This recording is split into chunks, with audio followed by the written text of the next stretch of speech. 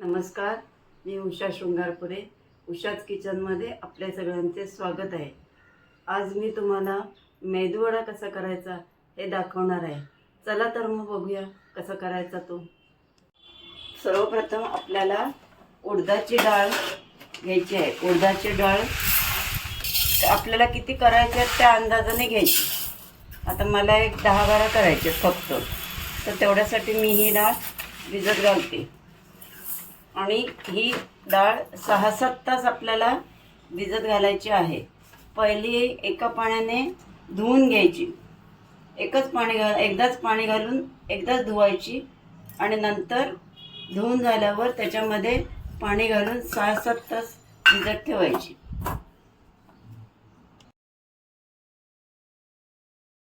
आता मेदूवड्याची डाळ आपली चांगली भिजलेली आहे. 4-5 तास मी भिजवली आहे. आता आपल्याला ही डाळ दळायची आहे. पण एकदम दळण्यासाठी मोठं भांडं घेतात, पण एकदम दळली जात नाही ती बारीक, कारण त्याच्यात पाणी घालायचं नसतं. आता ही थोडी थोडी मी छोट्या भांड्यात, चटणीच्या भांड्यात घेऊन दळणार आहे. आणि मग ती 5 तास परत उमलत ठेवायचं आहे पीठ ते. आता ही डाळ आपली 4-5 तास भिजलेली आहे. आता आपण ही डाळ दळायची आहे, पण मोठ्या भांड्यात पटकन होण्यासाठी मोठ्या भांड्यात घेतो, तशी मोठ्या भांड्यात नाही घ्यायची. थोडी थोडी दळायची, कारण त्याच्यामध्ये पाणी घालायचं नसतं. पाणी घातलं तर ते पीठ पातळ होईल, गोळा होणार नाही. म्हणून ते पीठ घट्ट होण्यासाठी थोडं थोडं दळण्यासाठी चटणीचं भांडं घ्यायचं आणि त्याच्यातून ही थोडी थोडी डाळ दळून घ्यायची.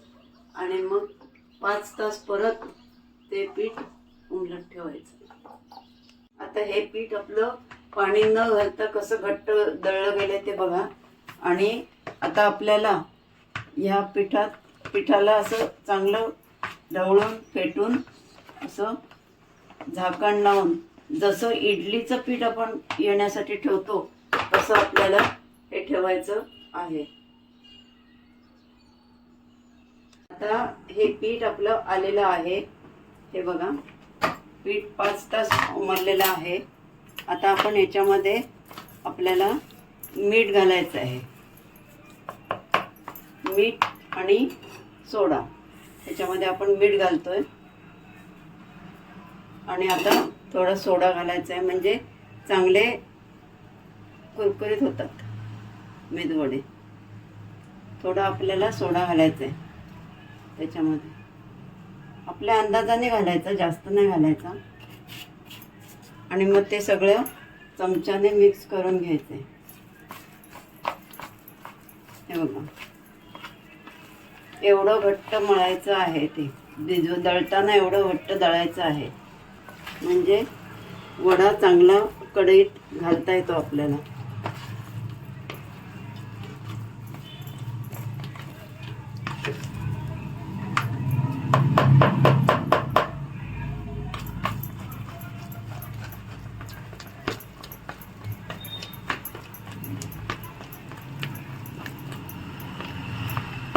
आपण हे आता मिक्स करून घेतलेलं आहे सगळं.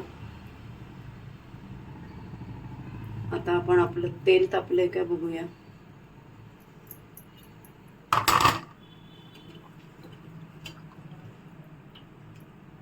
त्याच्यामध्ये कणभर टाकून घेऊया.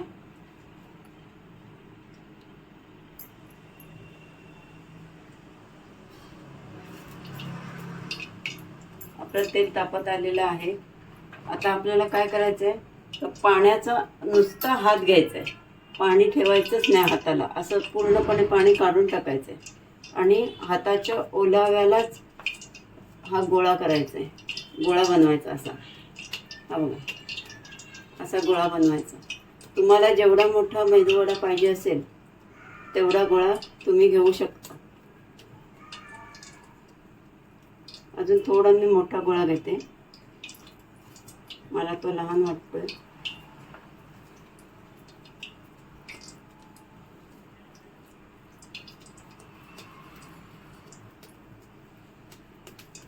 हा बघा, हा एवढा मोठा गोळा मी घेतलेला आहे.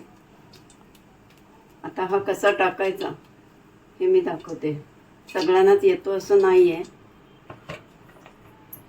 टाकायला, पण तो कसा टाकायचा हे दाखवते तुम्हाला मी. हे बघा, हा गोळा आहे, त्याला मध्ये असं बोटाने असं फक्त हे करायचं आहे आणि कढईत सोडायचं.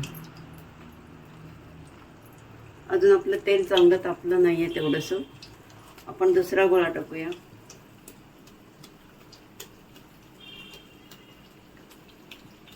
आता सगळ्यांनाच असं करता येतं असं नाही, म्हणून हे बघा, बोटाने घालण्यापेक्षा या ह्याच्यावरती असा ठेवायचा गोळा आणि त्याला मध्ये होल पाडायचा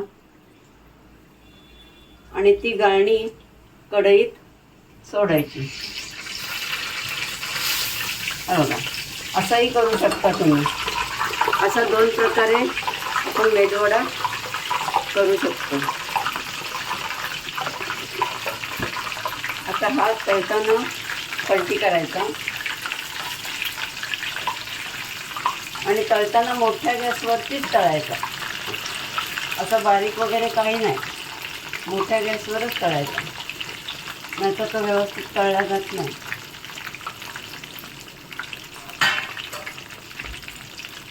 हे आपले आता मेदूवडे कसे क्रिस्पी तयार झाले आहेत ते बघा. मी आता ते काढते.